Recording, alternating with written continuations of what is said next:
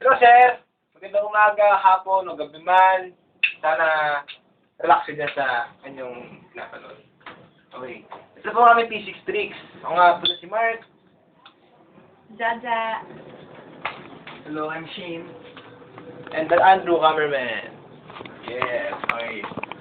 Ito po yung P6 Tricks namin. Ang tawag dito ay... Cold absorber therapy. Yun. Invento lang namin yun, sir. Kaya sana po magustuhan nyo. Itong P6 Tricks, i-explain ko muna. May mga halimbawa, may mga nagkakasakit ng lamig sa katawan, dahil yan sa bagyo na ano natin. Minsan kasi ngayon, mainit, summer, tapos binanlalamig. Ano yung lamig. Kaya paano magagawa ng paraan yun? Kaya bibili pa kayo sa drugstore ng mga gamot na wala namang kaano. Ito napakasimple lang. Diyan, pakita mo ang ating mga materials. 3 baso, 1 lighter. Yun lang po. At paano gawin? Tanong ko po sa inyo paano gawin. Ito lang, napakasimple. Diyan, pakita mo nga at Andrew. Okay, sir. Kumuha ko pala ng camera. Pasensya na po.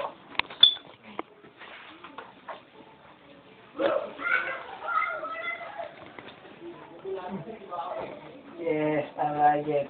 Wait, sina ay ka na, Shin? Yes, Okay. I really fun, you know.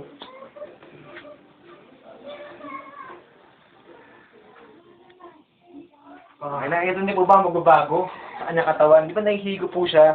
Siguro doon na sumasama yung lamig. At sigurado ba dyan ba ang lamig ng katawan niya, Drew? Yes, I'm feeling really well. Saan ba? Saan ba sa kanyang katawan nito? Dito may lamig, dito raw, dito raw. I like it. Oh, Okay. O, Shin, okay lang ba, Shin? yes, I'm doing this one, you know.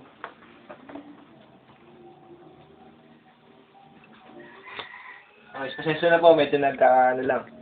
Lahat na tayo nagkakamali rin. Yan. Nakikita niyo po ba? Di ba nagmo-moist, nag-ano siya?